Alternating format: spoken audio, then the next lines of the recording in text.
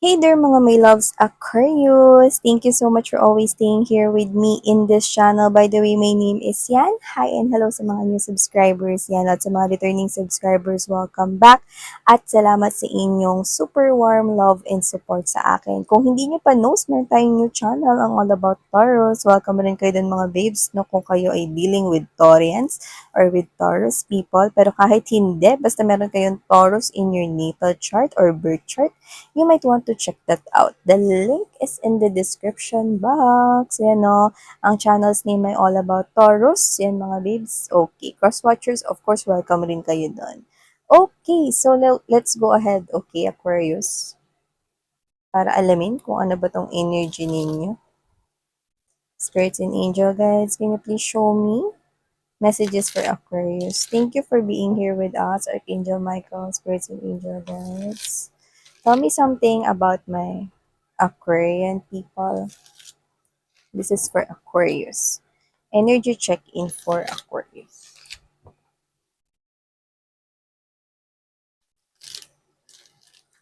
Aquarius.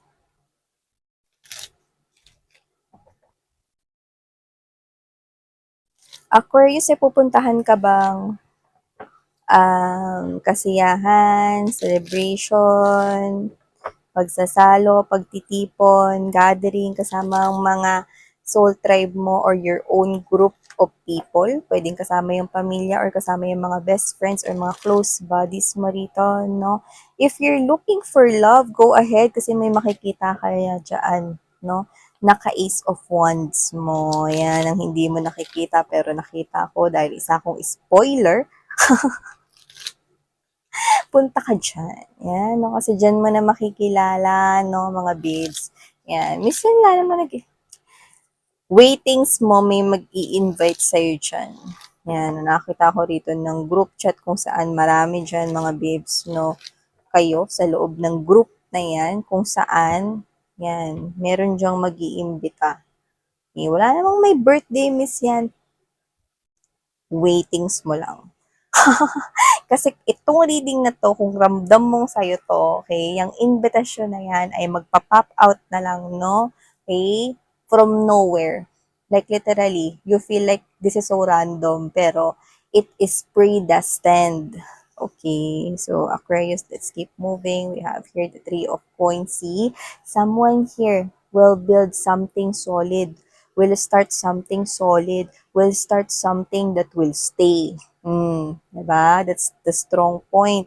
This is you building something together with other people. So, ibig sabihin, you're gonna work with other people right here, with other energy. And that's what we're gonna find out. Diba? Told ya, guys. So, we have here the strength card in a right position. Maaring ang mga kasama mo rito is yung mga kasama mo sa work, okay? But doesn't have to be, or colleagues right here. Baka seminar yan, gathering, concert, kasiyahan, team building, company building, birthday yan ng mga co-workers mo rito. Or pwede rin naman mga babes na hindi mga co-workers yan. It also gives us this kind of message, Aquarius, na yung Three of Coins ay maaaring yung mga tao na nag-build ka na ng maraming memories together, like childhood friends, no, mga kaibigan mo elementary, high school pa, o baka naman mga babes, nag-build ka na ng connection. So, pwedeng mga pinsan mo rin yan, naka-close mo, relatives, no, see? Nakakatagpo mo yung King of Cups na yun. Oh, lovers! This is all about that boom, boom, boom. Yan, no? Yung kilig factor, no? Yung talagang relationship na usapan. Sabi ko sa inyo, makikilala niyo na talaga yung tunay na magbe-build ng legacy, ng matibay, no? Na may hollow blocks, may semento, no? At hindi puro hangin. Ang pundasyon, no, na itatayo ninyong dalawa. See? Yung iba, mga babes, no, you could be dealing with two people right here. Magiging two people na. Kasi pwedeng may ka-deal na kayong iba ngayon. Pwede may kausap kayo. Yan, no. Tapos, makikilala nyo itong bago na ito. Yan, no. Miss yan, ayun nga mga babes, no. Yung bago ang nakikita ko rito na lumalabas bilang King of Cups energy. Yan. Tsaka ano ba kayo, timbangin nyo rin, no? Hindi naman to first come, first serve. Hindi porke may nauna, 'di ba siya na. Eh kung magbago yung emotions and feelings mo para sa sumunod mo makikilala, 'di ba? Pa kayo guys. First come, first serve. Oh, 'di ba? Sabi ko sa inyo, with the King of Cups energy Hierophant, this is the priest. This is the pari right here. Nakikita ko yung marriage yan na makapagbibigay sa inyo ng satisfaction. Hinahanap ninyo na higher level of commitment sa isang romantic relationship. Yan yun. 'Di ba?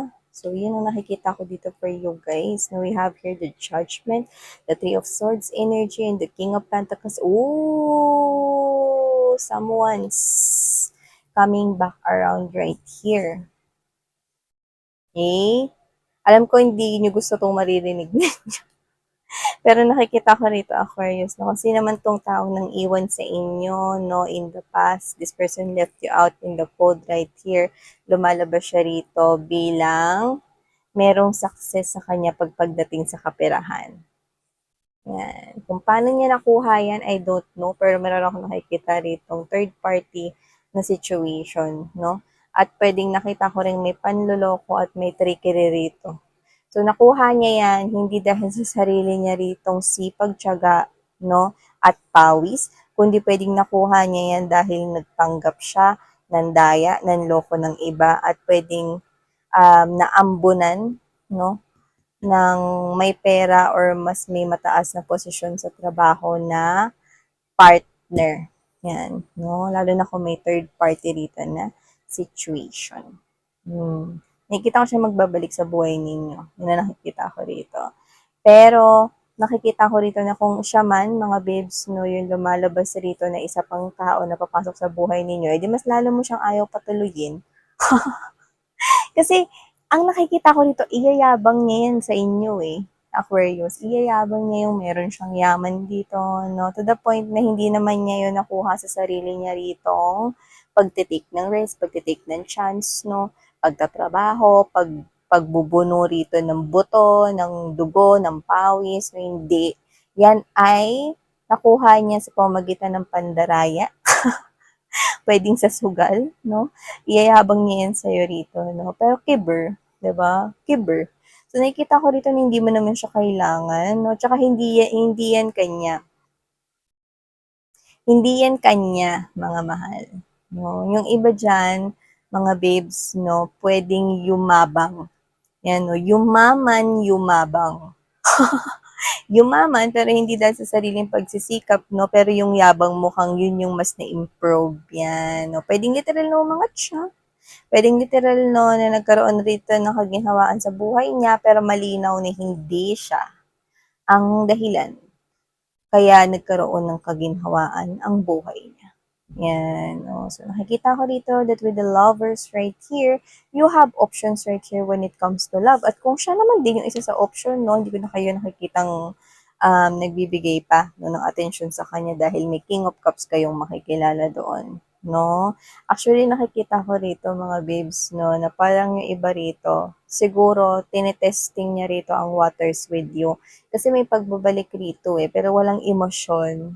Eh, gusto niya tingnan rito, no, with the magician right here, kung meron pa ba siyang epekto sa buhay ninyo. Especially, kung makikita niyo siyang ulit na meron siya rito, ang kaginhawaang dala, no, as in, level up siya, version 2.0 na siya na sarili niya daw, yung mga ganyan, no?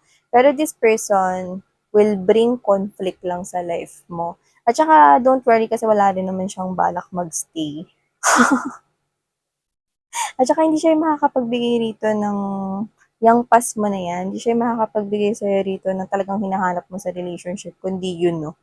King of Cups energy na yun. Yung iba pwedeng tapos na tong pinagdadaldal ko rito, no? At nahanap niyo na tong King of Cups na to. Kasi yung iba nakikita ko rito na pwedeng malapit na rin kayo ritong ikasal. Yan, no? Malapit na kayong ikasal o iba kakasal nyo lang dyan sa King of Cups na yan, no? Dumaan kayo sa maraming pagsubok, sinubok na rin, no? Ng tadhana ang samahan na ito para dun sa nakilala na yan, no? yung King of Cups na yan. Kaya nakita ko rito na pagtagumpayan nyo yan at mas lalo pa yan nag-build ng strong foundation sa inyong relationship. Kaya kayo ay ikakasal na, no? Kaya dito mga babes, no, handa na kayo na mas dumaan pa sa maraming pagsubok, no, kung meron pa kayong pagdadaanan, no? Like, sisiw.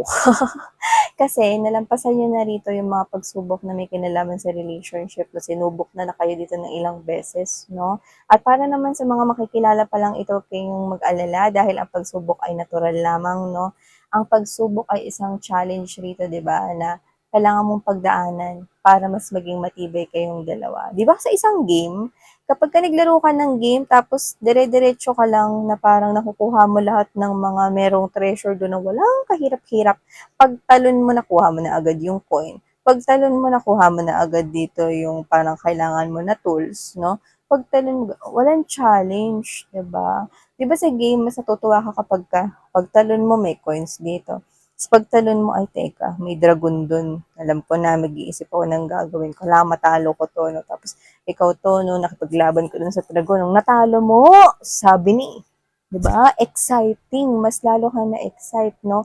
Ready ka na ngayon na humarap sa next challenge kasi natalo mo nga yung dragon, 'di ba? So ganun 'yun. Ibig sabihin right here mga babes, no? Etong mga pagsubok na to ay biyaya na magpapatibay ng samahan mo ng tao na yan, yung King of Cups na yan. Yan ang tunay na magmamahal sa'yo rito. This is a very romantic person right here but a little bit shy. Shy type siya rito, pero pagdating sa relationship, no, nakikita ko rito na ikaw at ikaw lamang ang kanyang mamahalin. Oo, may mga pagdadaanan pa kayong pagsubok, no, lalo na sa mga bago-bago pa lang na ikakasal or makakasal dito sa tao na yan. Pero nakikita ko pa rin kayong malalampasan nyo yan at kayo ay, ayun na may infinity sign dun sa bumbunan, no. So at kayo ay nakikita ko rito patuloy na magsasama. It's an unending cycle. Hindi yan mag-end. Eh, kasi tapos na kayo doon. Nag-end na kayo dito eh. Dito, unending na. Kasi siya na yung end point mo. Yan, no? So, yan, Aquarius, ang nakikita kong mensahe for you guys. Thank you so much. Sarang ngayon, love and light. Annyeong.